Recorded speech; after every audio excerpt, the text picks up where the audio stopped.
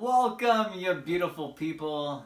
Today I'm here to talk about how to grow a successful YouTube channel. If you're planning on growing or starting a YouTube channel, my channel especially is for you because it'll allow you to follow my journey and get kind of like a step-by-step process for what works, what doesn't work. Because I mean, like if you think about it, this video has been made before, 100%, but they're generally coming from successful YouTubers, so therefore you don't really, I mean, they're kind of speaking from a different perspective. So this is just cool because I mean, you'll see and follow and understand and just kind of walk with, you know. I think that's fun. You might be asking yourself, who is this guy? He has like 6 subscribers. Like, how is he going to help me out, right? Well, if that's your question, I'd be happy to answer. So my name is Preston. I'm basically 32 years old. I'm married. I am a father. I'm an artist, a poet, a college graduate. I'm a Navy veteran. I'm a mountain biker, and I used to be a party animal, so I kind of have like a wide variety of life experience, and that comes with like the jobs that I've had as well. I think it kind of has allowed me to understand a lot of different perspectives and maybe gain like a little bit more wisdom than the average 32-year-old. And the reason I've created this channel is because I've had this passion to kind of like mentor, you know, I feel like when I was growing up, I didn't have somebody like a fatherly figure or somebody of wisdom that I could trust and go to and give me this experience and advice. And that's something that I've always wanted. And now that I've kind of obtained some of those life lessons, I thought it would be an incredible like blessing to have the opportunity to do that for you. So like maybe some of my ideas and understanding and such, you know, can kind of help you to maybe live a better life or make better decisions. Not to say that I'm not thankful for where I'm at, but I would have loved to have that advice, to be honest. It would have been cool. And I think it sometimes can help you excel your success along the journey. So before we jump into it, if you appreciate this content, please feel free to subscribe and join the club. Also, by doing so, it's really helpful in allowing me to keep creating these videos. And so anyways, I'm going to give you like my plan / basic formula for creating a successful YouTube channel, and you know what I hope, and this is my plan, so things can change. Number one is relevance, and so it's basically staying relevant to the theme of your channel. My channel is a lifestyle hacks channel. That's what I've labeled it. I mean, it's basically, what's the word I'm looking for? I can't think of the word right now. But yeah, one of those guys.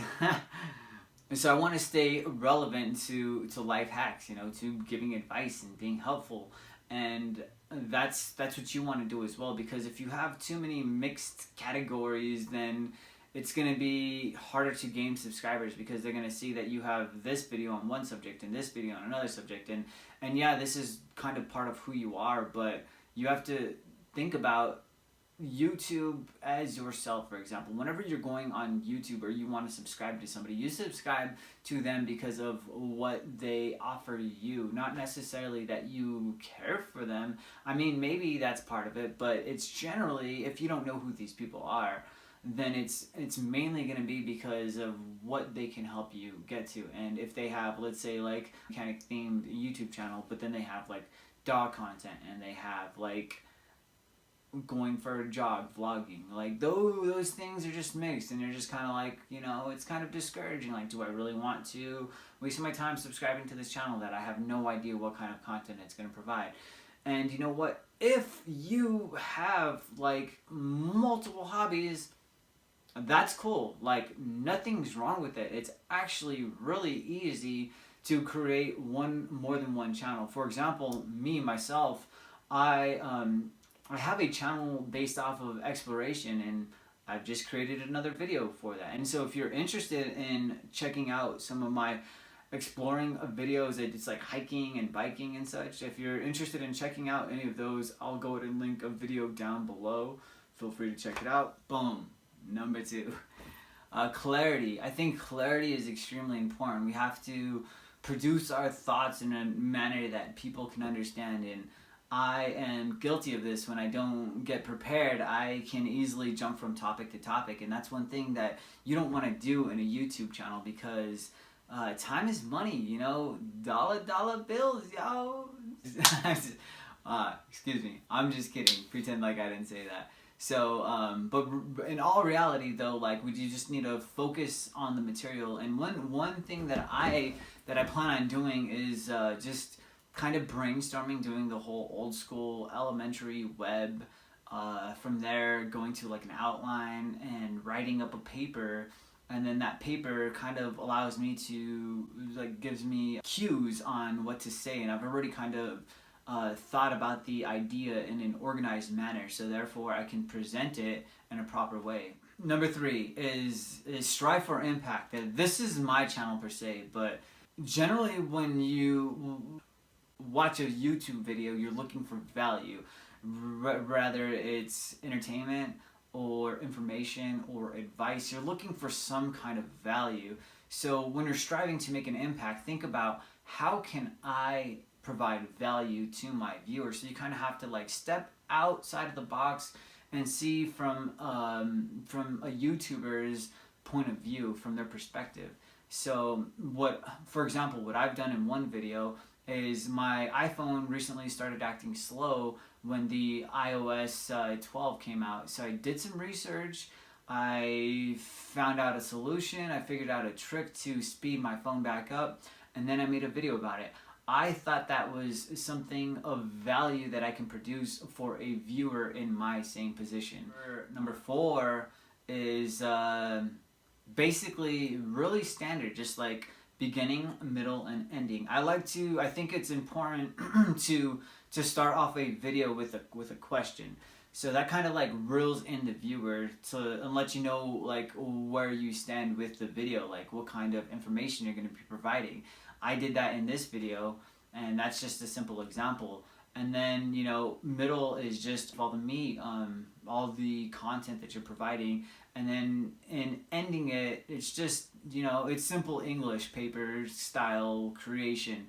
You want to basically summarize everything you've said and give it a nice ending with, you know, feel free to subscribe to my channel. Something of that sort. Number 5! Just have fun. Like, be positive, be motivated, hustle. Like, just get it, just work and get at it, you know what I mean? Just like keep going. Don't be like motivated, just produce. Number 6, thumbnail. Cheesy.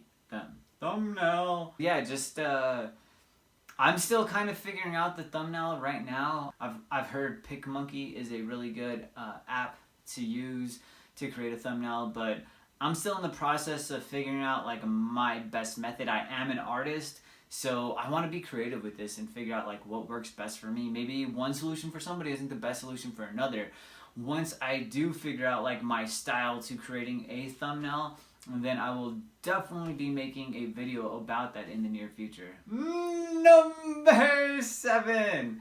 Okay, so promote, like self-promote. It's okay to do that. And I've done it twice in this video as of yet. If you have something that's relevant to your discussion, then it's okay to let your viewers know that, okay, well, I've made a video about this topic, so feel free to check it out.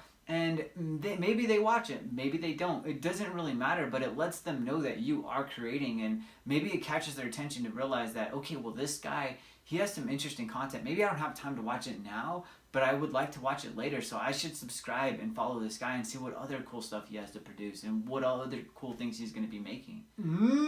Number 8, and this is something that a lot of people stress out about, is equipment. You know, like, oh my goodness, how much is it going to cost me to start a successful YouTube channel? How much am I going to invest? Is it even worth investing? Because what if I invest this money and then my YouTube channel goes nowhere? Well, what I'm doing for now is I'm just keeping it like simple. I basically have everything. I had everything that I needed to start my channel. So I'm using my phone. I like my phone. I have the iPhone 7 Plus, so I'm using that to record. I had tripods from previous, life. I'm using iMovie, my Mac, to edit. Let's see, what else am I using? I'm using natural lighting, and then I'm using my office as a background. And thankfully, I think my background is pretty cool. I'm not gonna lie. Like, it's not the best, but it's definitely, I think it's pretty cool. So, but don't let that be a deterrent, because like I've seen YouTubers with like really kind of bad lighting or bad like dirty backgrounds or cluttered backgrounds or just really like nothing in the background.